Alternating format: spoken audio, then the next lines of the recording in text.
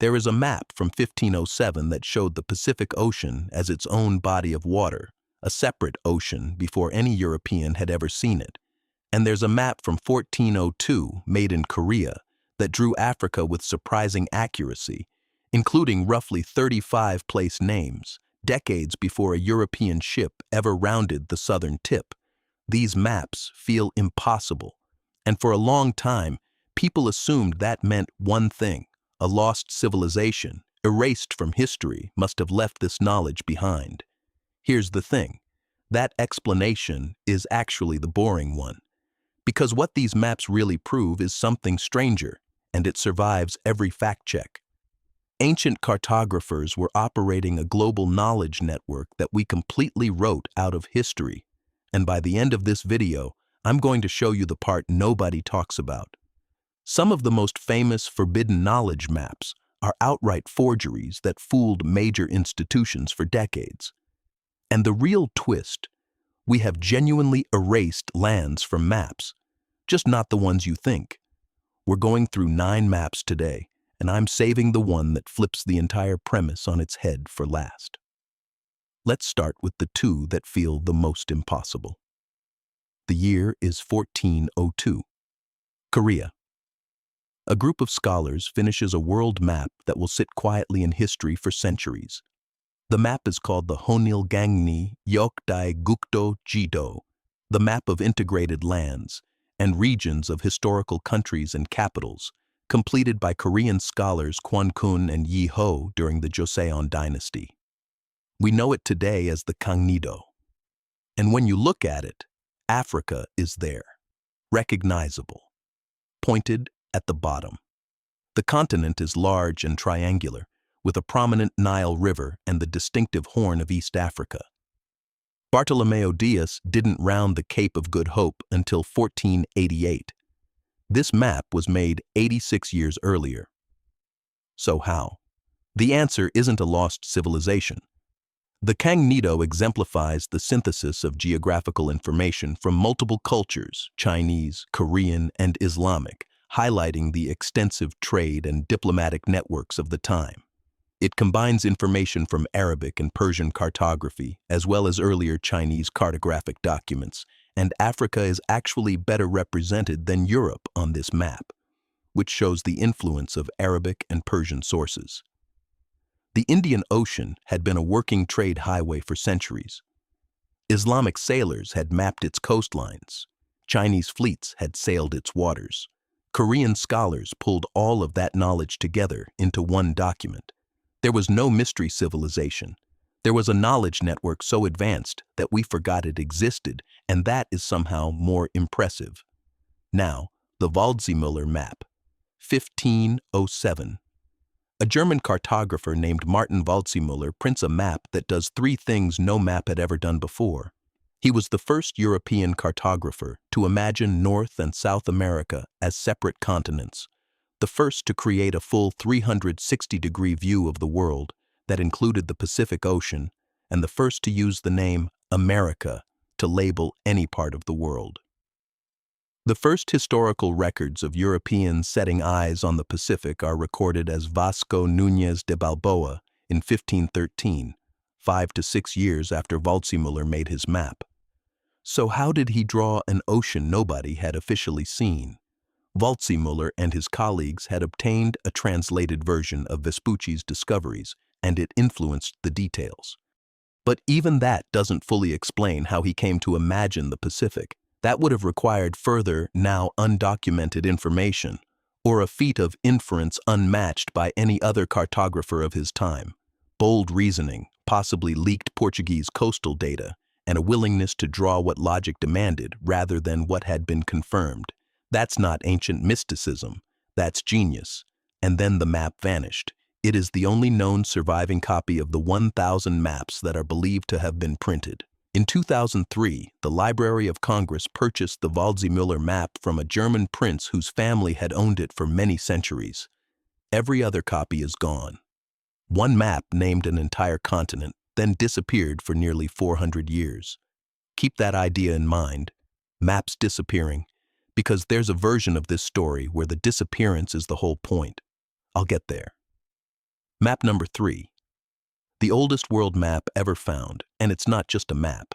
The Babylonian Map of the World, also known as Imago Mundi, is a Babylonian clay tablet dating to approximately the 6th century BCE that contains the oldest known world map, depicting the Earth as a flat disk surrounded by a circular bitter river symbolizing the ocean, with Babylon positioned at the center. Inscribed in Akkadian cuneiform on both sides, the tablet measures 12.2 centimeters in height and 8.2 centimeters in width and was discovered at the site of ancient Sippar in modern Iraq before entering the British Museum collection. Here's what makes this one different from every other ancient map. In late 2024 and early 2025, further deciphering of the reverse side's texts revealed details of a journey to the region of Urartu, interpreted by some scholars as pointing to the resting place of Utnapishtim's flood-surviving vessel. Utnapishtim is the Babylonian version of Noah. On the reverse side of the artifact, passages reportedly provide a guide describing what a traveler would encounter on their journey. Researchers believe that Urartu, also known as Ararat, is linked to an ancient Mesopotamian poem recounting a family who, like Noah, landed their ark to preserve life following a 150-day flood and were stationed at one of the peaks of Urartu, which aligns with Ararat, the Hebrew term for the mountain where Noah's ark is said to have come to rest. The world's oldest map is literally a guide to a flood myth vessel. It's not a world map, it's a treasure map, Map 4, the Turin Papyrus, roughly 1150 BC. This one is so practical it almost feels out of place. It was drawn for a quarrying expedition under Rameses IV into a desert valley in Egypt, and it maps roads, hills, a gold mining settlement, and, here's the part that surprises people, it color codes different rock types. It is the oldest geological survey map on Earth. 3,000 years ago, someone looked at a landscape, understood that different rocks meant different things, and drew a field map to communicate that. That's not mystical, that's engineering. Map 5. The Cantino Planisphere, 1502. This one is the only genuinely suppressed map in this entire list, and it was suppressed for a completely mundane reason: money and empire. Portugal had been charting the coastlines of the New World and treating that data as a state secret. The map reflected the latest top-secret Portuguese data and had been smuggled out of Portugal by Alberto Cantino for the Duke of Ferrara. A papal treaty had established a boundary line in the Atlantic to demarcate Spanish and Portuguese territorial claims. The Cantino Planisphere is the earliest surviving map to show Brazil. It exists because of corporate espionage in 1502. No ancient mystery needed, just greed, politics, and a very good spy. Now we're halfway through, and I want to remind you of something I said at the top. Some of the most famous forbidden knowledge maps are forgeries, and the most famous one of all fooled Yale University for decades, the Vinland Map, unveiled in 1965, claimed to be a 1440s map showing a landmass labeled Vinlanda Insula, proof that Vikings had mapped North America before Columbus. Yale created a sensation in 1965 when it announced the Vinland Map's existence and published a scholarly book about it. After further extensive investigations and many years of scholarly debate, specialists at Yale University ultimately declared in 2021 that the Vinland Map is a fake. The kill shot was the ink. Experts who analyzed the map found throughout it the presence of a titanium compound that was not used in ink until the 1920s. A 1973 study had already found that its ink contains anatase, a form of titanium dioxide first used commercially in the 1920s. The parchment itself was genuinely old. The forger used real medieval parchment and drew on it with modern ink, which is exactly why the con almost worked. And the real irony? Vikings actually did reach North America. L'Anse aux Meadows in Newfoundland is real, confirmed, undisputed. The forger faked a map to prove something that was already true. The real history never needed the fake. Map 7. The Saint-Belec slab.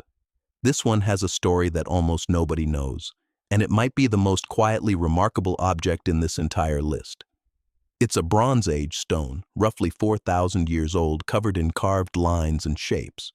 It was found in 1900 in Brittany, France.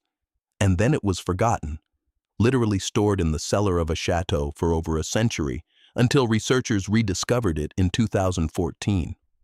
When they analyzed the carvings, they found that the markings match an 18-mile stretch of the Odette Valley in Brittany with about 80% accuracy. It is the oldest known map of any identified territory in Europe. A map of a specific place made 4,000 years ago that sat unrecognized in a basement for 100 years. But here's the dark part. The slab was deliberately broken and reused as a wall in a burial box. Researchers read that as a symbolic act, the destruction of a map as a political execution, a way of erasing the power of whoever controlled that territory. Someone didn't just lose this map. Someone smashed it on purpose. We erased it. Which brings us to the twist I promised at the start. Map 8. The Zeno Map, 1558. A Venetian nobleman published a map of the North Atlantic featuring a country called Friesland, claiming it was based on his ancestors' 14th century voyages. Friesland appeared on serious maps for 300 years. Explorers referenced it. It shaped how people understood the North Atlantic. It does not exist. It never existed. It was invented. And for 3 centuries, the map-making world passed it around like gospel. Then there's High Brazil, a phantom island mapped off the western coast of Ireland from the 1300s all the way into the 1800s. 500 years on European charts. Expeditions sent to find it. A made-up island that outlived entire kingdoms on paper. And the clean modern version of this, Sandy Island in the Coral Sea. It appeared on official nautical charts and even early Google Earth. In 2012, a research ship sailed to its exact coordinates and found open water. We didn't just delete it quietly. We had to formally undiscover it. So here's what all 9 of these maps actually prove. Not a civilization we erased. A story we told ourselves about who was sophisticated and who wasn't. And that story was wrong. The Kangnido shows a knowledge network spanning Korea, China, and the Islamic world that was mapping Africa 86 years before Europe got there.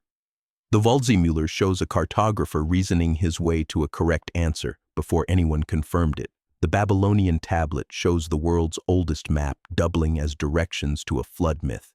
And the Vinland Map shows that even the institutions we trust most can be fooled by a good forgery on old parchment. The lands we erased from maps were never real. The knowledge we erased from history absolutely was. And that's the part that should keep you up at night.